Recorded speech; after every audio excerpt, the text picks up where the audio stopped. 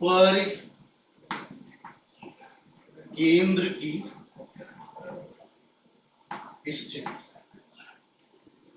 अब इसको समझिएगा। जैसे हम आपसे कहते हैं अधिक कोणीय त्रिभुज,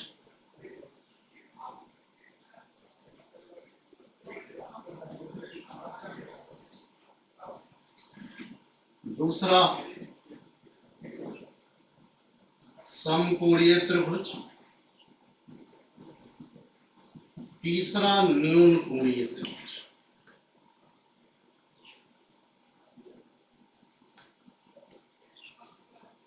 आपको भी फिगर के आधार पर भी सिखाएंगे, इसलिए बात को समझिएगा। ये आपका त्रिभुज है और ये आपका परिकेंद्र की स्थिति। इसे आप एक दृष्टि में बात को समझ लेना। तो अधिक कोणीय त्रिभुज का परिकेंद्र क्या होता है? उसके रेंज के बाहर होता है, जो भुजाएं होती है उसके बाहर होता है। अभी फिगर में भी दिखाते हैं, लेकिन अभी प्रथम दृष्टया आप बात को समझ लीजिए। अधिक होता है मतलब त्रिभुज के बाहर होता है। समकोणीय त्रिभुज मैंने क्या बताया? कर्ण का मध्य बिंदु होता है, जबकि न्यून कोणीय त्रिभुज क्या होता है? त्रिभुज के अंदर होता है। लेकिन एक बात और आपको समझनी है, क्योंकि त्रिभुज का जो विभाजन होता है वो कोणों के आधार पर ही नहीं होता है, वह भुजाओं के आधार पर होता है। तो जब भुजाओं के आधार पर होता है तो आप जानते हैं कितने त्रिभुज होते हैं। एक तो आपका हो गया विषमबाहु त्रिभुज। विषमबाहु त्रिभुज का मतलब जिसकी सभी भुजाएं अलग अलग हो। दूसरा समद्विबाहु त्रिभुज और तीसरा समबाहु त्रिभुज।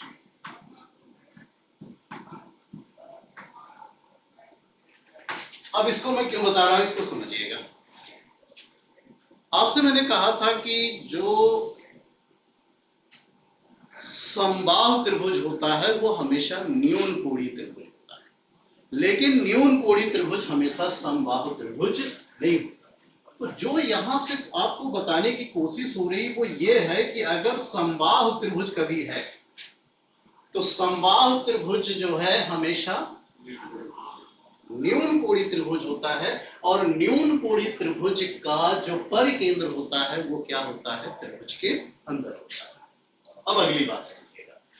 जो विषमबाहु त्रिभुज और समद्विबाहु त्रिभुज, विषमबाहु त्रिभुज और समद्विबाहु त्रिभुज जो होता है वह समकोणी भी हो सकता है, अधिक कोणी भी हो सकता है, न्यून कोणी भी हो सकता है। क्योंकि आपको ये बात पता है कि जब मैंने आपको बताया था कि किसी त्रिभुज की भुजाएं अगर ए बी सी हैं, अगर मान लीजिए वो अलग अलग हैं, तो हम चेक करते हैं कि सबसे बड़ी भुजा का वर्ग यदि शेष दो भुजाओं के वर्गों के योग से अधिक है तो अधिक कोणीय है, बराबर है तो समकोणी, और कम है तो क्या होगा? न्यून कोणी।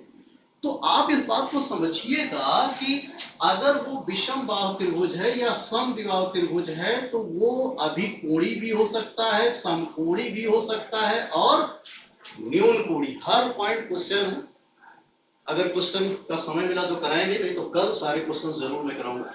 तो ये विषमबाहु त्रिभुज, समद्विबाहु त्रिभुज और ये क्या है आपका समबाहु त्रिभुज। तो यहां से ये बात निकलती है विषमबाहु त्रिभुज और समद्विबाहु त्रिभुज का जो परिकेंद्र होता है वह प्रकृति के आधार पर अंदर भी हो सकता है, बाहर भी हो सकता है और भुजा पर भी हो सकता है। उम्मीद करते हैं कि आपको यह बात समझ में आ गई होगी। इससे आपको क्वेश्चन उम्मीद है मिलेगा। अब हम आगे फिगर बनाए उसके पहले एक छोटा सा क्वेश्चन हम यहां लिखते हैं, और क्वेश्चन बहुत साधारण सा है। क्वेश्चन ये है कि मान लीजिए कि तीन मित्र हैं, या आप कह सकते हैं क्वेश्चन हम लिख रहे हैं, किसी क्षेत्र पंचायत में 3 गांव ए बी सी है।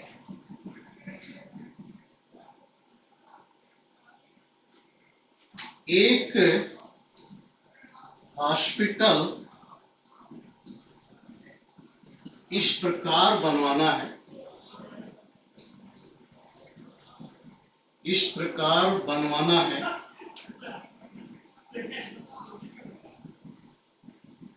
जो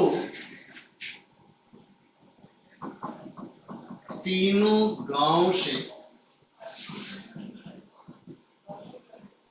समान दूरी पर स्थित हो, तो वह हॉस्पिटल होगा। नंबर 1, त्रिभुज का लंब केंद्र। नंबर 2, त्रिभुज का केंद्र। नंबर 3, त्रिभुज का परिकेंद्र। और डी आपका होगा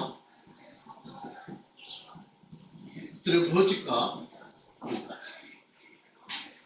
ये क्वेश्चन कुछ बदले हुए स्वरूप के आधार पर पूछा भी गया है।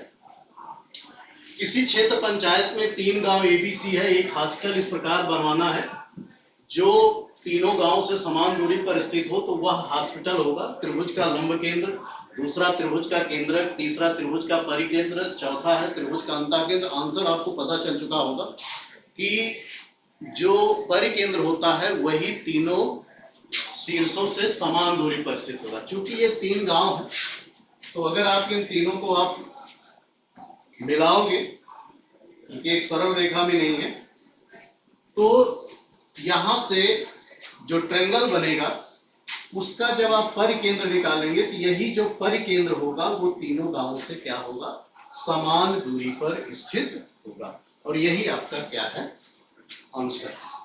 अब आइए हम फिगर लेते हैं जिसके आधार पर हम आपको कुछ समझा पाते हैं कि जो अभी मैंने बताया कि कैसे रिलेशन होते हैं। तो आइए अधिकोणीय त्रिभुज की बात करते हैं।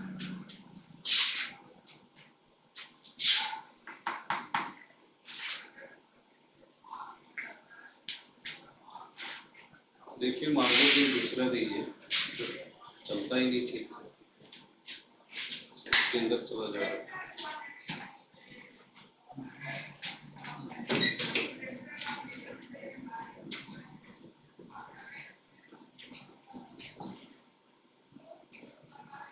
अधिकोणीय त्रिभुज, देखो ये आपका त्रिभुज है, ये ए है, ये बी है, ये सी है, इसको हटा देते हैं।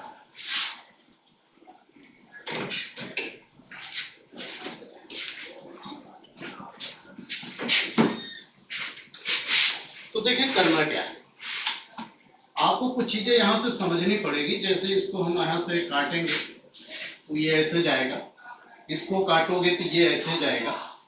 अब आप देख रहे हैं अगर ये एक लंबार्धक L1 मान ले, ये दूसरा L2 मान ले, तो ये O हो जाएगा। और जहां ये एक दूसरे को काटेंगे, जहां वो एक दूसरे को काटेंगे वही आपका क्या होगा, परिकेंद्र होगा। अब एक बात आपको लग रहा होगा कि सर आपने तो जानबूझ करके इसे त्रिभुज के बाहर पहुंचा दिया, जब हाथ से ही बनाना है तो कहीं भी बना सकते हैं। क्योंकि अभी आपने कहा था कि अधिकोण त्रिभुज का परिकेंद्र त्रिभुज के बाहर होता है, तो जब हाथ से ही बनाना है तो कहीं भी बना दो। देखिए मेरे हाथ के बनाने से ये बात नहीं बनेगी, इसका सिद्धांत है आपका क्या है, थोड़ा वेट करिए, अभी आपको मैं इस पर बात करता हूं। तो अब जब इसको मिलाएंगे तो ये आपका क्या बन जाएगा, सर्किल। और इसी सर्किल को आप क्या कहते हो, परिवृत्त। इसी सर्किल को क्या कहते हो, परिवृत्त। तो एक बात आपको समझ में आ गई होगी कि अधिकोणीय त्रिभुज का परिकेंद्र कहां है, त्रिभुज के बाहर। अब इस पर हम सर्किल भी रिलेट करा देते हैं, लेकिन पहले सुनिए। तो ये आपको पता चल गया ये कहां है, त्रिभुज के बाहर है। और ये बात आपको कंफर्म है कि OA बराबर OB बराबर OC, यही आपका R है। तो ये आपका अधिक कोणीय त्रिभुज का जो परिकेंद्र है वो त्रिभुज के बाहर है। अब मैं आपको एक छोटी सी बात और बता दूं, उसके बाद हम रिलेट कराते हैं। अब जैसे अगर हम बात करते हैं समकोणीय त्रिभुज की या न्यून कोणीय त्रिभुज, दोनों जल्दी से बता देता है। समकोणीय त्रिभुज, इसकी चर्चा तो इतनी बार हो चुकी है कि इसको बताना ही बेकार है। आप जानते हो ये A है, ये B है, ये C है। अब जब आप इसको काटोगे तो स्वाभाविक है ये कहां जाएगा, यहां जाएगा। वैसे भी त्रिभुज में किसी भुजा के समांतर जो रेखा खींची जाती है और ये आधा है तो ये इसके समानांतर और इसके आधे के बराबर होता है। तो फिलहाल ये O है और यही O आपका क्या कहलाता है, परिकेंद्र कहलाता है। और ये क्या है, समकोण त्रिभुज है। और अगर ये समकोण त्रिभुज है तो स्वाभाविक है परिकेंद्र क्या है, समकोण त्रिभुज में परिकेंद्र क्या होता है, कर्ण का मध्य बिंदु होता है। और इसीलिए यहां पर यह भी कहा जाता है कि कर्ण का मध्य बिंदु, छोटी छोटी बातों पर क्वेश्चन पूछ लिया जाता है। कर्ण का मध्य बिंदु तीनों शीर्षों से समान दूरी पर स्थित होता है। जो यहां बात आप समझते रहिए, OA बराबर OB बराबर OC, और ये क्या है, AC बाई। ये सारी बातें मैं पहले भी बता चुका हूं, इसलिए आज आपको समराइज कर रहा हूं। नहीं पता है तो पीछे की वीडियो जाकर के आप देख सकते हैं। तो एक बात यहां समझ लिए कि ये समकोण त्रिभुज है और इसका परिकेंद्र कहां है, आपका O है। आगे चल करके मैंने कहा भी हम इसको सर्किल से भी रिलेट कराते हैं, तो इसको मिला देंगे तो क्या बन जाएगा, सेमी सर्किल बन जाएगा, अर्धवृत्त बन जाएगा। क्या बन जाएगा, अर्धवृत्त बन जाएगा। और जब ये अर्धवृत्त बन जाएगा तो शायद आपको ये बात याद रहेगी, सर्किल इसके बाद अभी 2-3-4 क्लास के बाद सर्किल आएगा, तो आपको ये बात याद होगी, थोड़ा बहुत तो पता ही होगा कि अर्धवृत्त में बना कोण क्या होता है, समकोण। अर्धवृत्त में बना कोण क्या होता है, समकोण होता है। इसी कंसेप्ट के आधार पर यह बताया जाता है। देख लो, ये हाफ सर्किल बन गया और अगर आप इसको पूरा मिला दोगे तो ये सर्किल बन जाएगा। और यही परिकेंद्र, ये परिवृत्त है और ये परिकेंद्र है। तो इसीलिए आपको जब सर्किल पढ़ते हो तो वहां पर अब आपको याद आ रहा होगा कि किसी वृत्त में किसी जीवा अथवा चाप द्वारा दीर्घ वृत्त खंड में बना कोण न्यून कोण, लघु वृत्त खंड में बना कोण अधिक कोण, जबकि अर्धवृत्त खंड में बना कोण क्या होता है, समकोण होता है। हम रिलेट कराते हैं, लेकिन एक छोटी सी बात और आपको बता दें, स्क्रीनशॉट लेना हो तो ले सकते हो, वैसे तो जरूरत ही नहीं है क्योंकि आपकी वीडियो आप देख सकते हैं। अब आप यहां से न्यून कोणीय त्रिभुज की बात कर लेते हैं तुरंत। क्वेश्चन आप तभी अच्छा सा कर पाएंगे जब आपको कंसेप्ट पता होगा। प्रायः केवल क्वेश्चनों को करने से कुछ नहीं होगा, आपको कंसेप्ट पकड़ना पड़ता है। इसलिए प्रयास करिए, कुछ करें। चलिए, न्यून कोण त्रिभुज ABC। अब इसको आप जब खींचोगे तो ये फिर ये इस तरीके से ये जब कट जाएगा और ये स्वाभाविक है ये अंदर होता है और ये बात जानते रहिए। इसीलिए आपसे कहा जाता है कि न्यून कोणीय त्रिभुज का परिकेंद्र कहां होता है, त्रिभुज के अंदर होता है। अब जो मैं आपको सर्किल की बात बता रहा था उसे भी फटाफट देख लो। सर्किल की बात मैंने बताया कि जैसे आपका ये सर्किल है, ये आपने कोई जीवा खींच दिया। जैसे आपने ये जीवा खींचा तो इधर वाला आप देख रहे होंगे ये छोटा हिस्सा है और इधर वाला ये बड़ा हिस्सा। तो जो छोटा हिस्सा है इसको हम क्या कहते हैं, लघु वृत्त खंड कहते हैं, और जो बड़ा हिस्सा है इसको क्या कहते हो आप, दीर्घ वृत्त खंड। ये है जीवा, ये मान लेते सेंटर। तो आप ये बात समझ गए कि एक लघु वृत्त खंड है और दूसरा क्या है, दीर्घ वृत्त। अब अगर यहां पर कोई पॉइंट ले लो, ये मान लेते ये P। अगर यहाँ कोई पॉइंट P ले लोगे तो स्वाभाविक है ये जो कोण बनेगा, मान लीजिए ये अल्फा है, या यहां ले लो, क्योंकि ध्यान दीजिएगा बात को, ये सेंटर है ना, अगर ये सेंटर है तो ये भी लघु वृत्तखंड होगा। जैसे हम इसको ऐसे खींच रहे हैं तो ये लघु वृत्तखंड है, इधर क्या होगा, दीर्घ वृत्तखंड।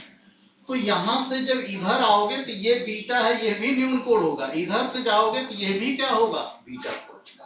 अर्थात ये कैसा त्रिभुज है, न्यून कोणीय त्रिभुज। तो एक क्वेश्चन यहां से बनता ही बनता है कि किसी वृत्त में अगर दीर्घ वृत्तखंड में कोई त्रिभुज बनाया जाएगा जीवा को लेकर के, तो हमेशा न्यून कोणीय त्रिभुज होता है, अर्थात उसके सभी कोण न्यून कोणीय होते हैं।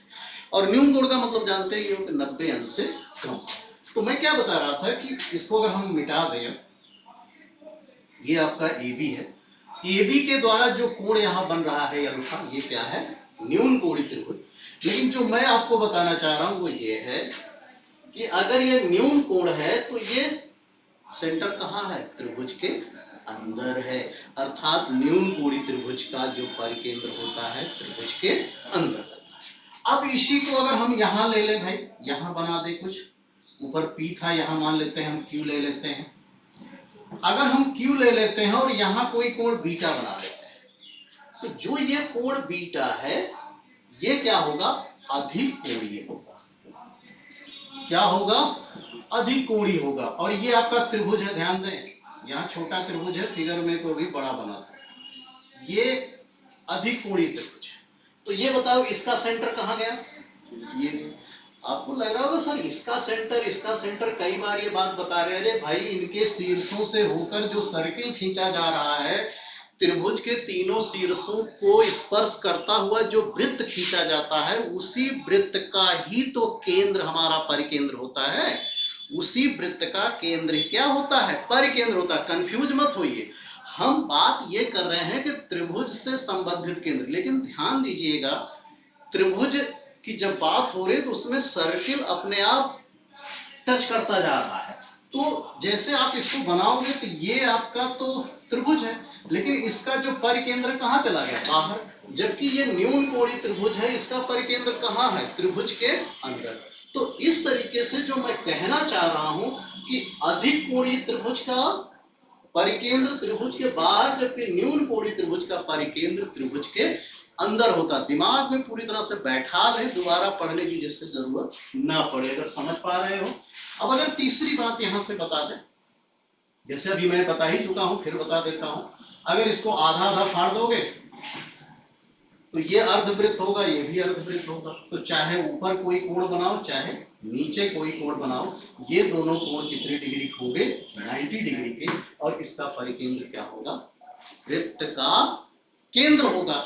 माना कि त्रिभुज के संदर्भ में अगर हम त्रिभुज की बात करेंगे तो वो त्रिभुज का परिकेंद्र कहलाएगा, लेकिन अगर वृत्त के संदर्भ में बात करेंगे तो वृत्त का केंद्र कहलाएगा। अर्थात जो त्रिभुज का परिकेंद्र है वही वृत्त का केंद्र है, इसीलिए उसका नाम ही रखा गया है परिवृत्त का केंद्र, जो बाहर से घेरता हुआ जाए। जैसे घर बनवाते हो, बाहर अगर आपने चहर दीवाली उठा दी तो वो परिवृत्त है, लेकिन घर के अंदर अगर आप कुछ बना रहे हो तो